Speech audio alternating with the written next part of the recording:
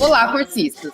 Nós aqui aprendemos muito sobre as políticas públicas e crianças dos povos indígenas, negros e comunidades tradicionais. E vocês? E olha, a gente aprendeu demais fazendo esse roteiro. Aprendemos muito estudando e vamos seguir aprendendo.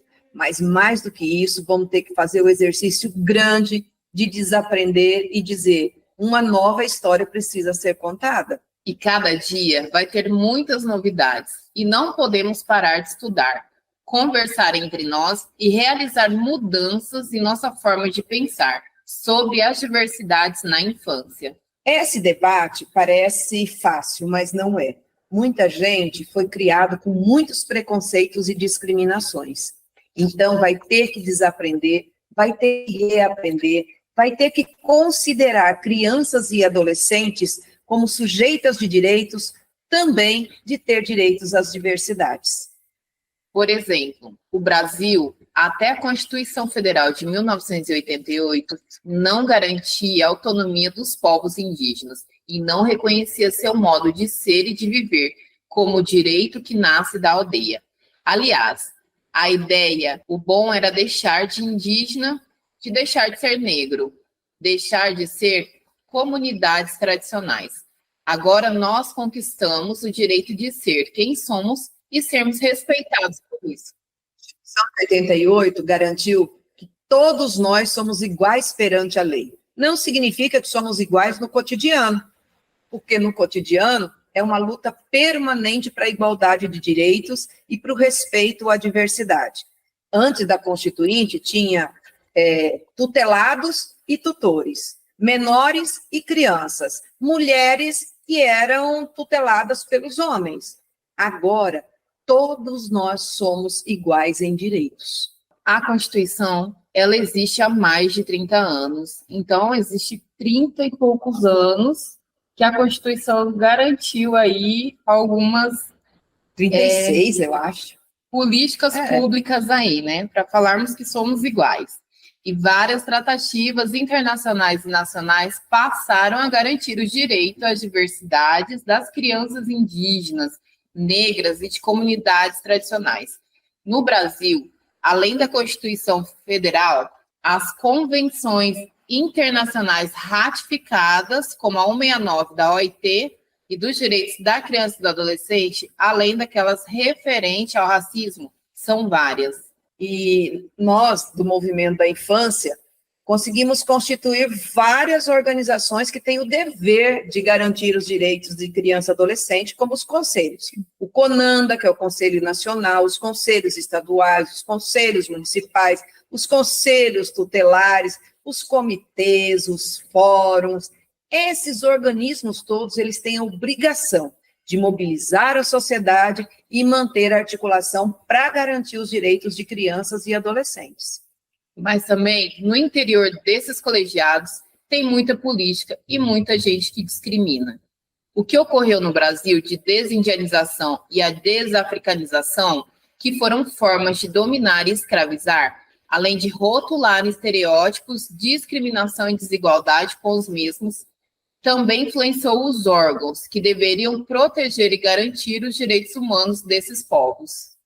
É importante lembrar sempre, gente, que muitas pessoas e organismos, em nome de proteger a criança, exatamente violam os seus direitos. Por exemplo, quando acha que uma criança, o fato de andar de descalço, é negligência da mãe, e já começa a colocar institucionalização. Ou quando as crianças são vítimas de preconceito e, por causa disso, têm seus direitos violados, como são as crianças dos povos indígenas, do povo negro, do povo cigano, do povo originário, dos povos tradicionais, de todos esses povos. Os usos e costumes desses povos, eles são motivos de discriminação na política pública.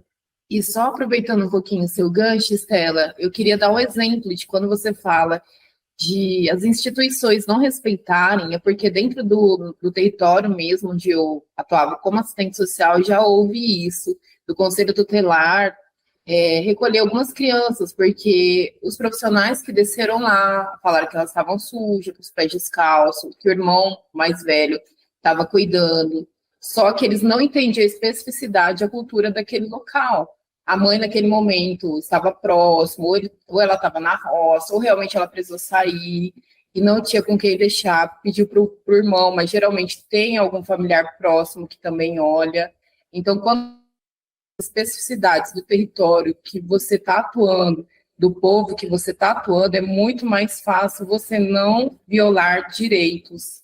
E é interessante, Tati, que eu acho, lembrar, gente, que, olha, às vezes são múltiplos preconceitos e discriminações que misturam tudo. Mistura machismo com racismo, com etnocentrismo, com colonialismo, vai misturando tudo. E a mistura dos preconceitos acaba numa discriminação que viola de forma permanente os direitos de crianças e adolescentes. O censo de 2022 trouxe pela primeira vez os dados da população quilombola e colocou a população maior do Brasil sendo a parda. Então, necessitando disso, de novas políticas de reordenamento, né, políticas públicas. Então, a gente começa a olhar esse novo recorte, não são mais brancos a maioria, são pardos, tem quilombolas, tem indígenas, tem negros, a gente precisa olhar todos os recortes para realmente fazer essas políticas públicas e que eles tenham acesso também. É preciso olhar onde estão a diversidade das crianças, pois elas podem estar em todos os lugares dos territórios que vivemos e trabalhamos. E é importante, gente, lembrar que nós temos um instrumento ratificado no Brasil, que é a Convenção 169 da OIT. Na Convenção 169 diz que nada das políticas públicas devem ser realizadas sem a consulta prévia a esses povos. Então, não desenhar nenhuma política sem conversar com esses povos, não fazer nenhuma habitação sem conversar com esses povos, não fazer nenhuma política de saúde sem conversar com esses povos. Ou seja, os povos tradicionais, indígenas, tribais, os quilombolas, todos eles devem participar de forma decisiva no desenho da política pública. Isso é lei, gente. Incentivar a consulta prévia, a autoidentidade, incorporar trabalhadores das várias etnias e grupos das diversidades podem garantir menor violência étnico-racial. Agora, vamos pensar uma coisa. É possível cuidar da criança cuidando da criança? Não. Para cuidar da criança, precisa cuidar dos direitos humanos de todos os grupos mais afetados pelas desigualdades e discriminações. Para cuidar da criança, precisa cuidar dos direitos das mulheres, das pessoas com deficiência, dos trabalhadores rurais, precisa cuidar dos direitos de todos os grupos. Senão, por exemplo, como cuidar dos direitos das crianças se a gente não respeita os direitos dos grupos LGBTQIA+. Como é que a gente faz isso? Cuidar dos direitos da criança precisa cuidar de todos os direitos. E não se faz isso sem processos democráticos que avancem na construção da autonomia de todas as crianças e adolescentes.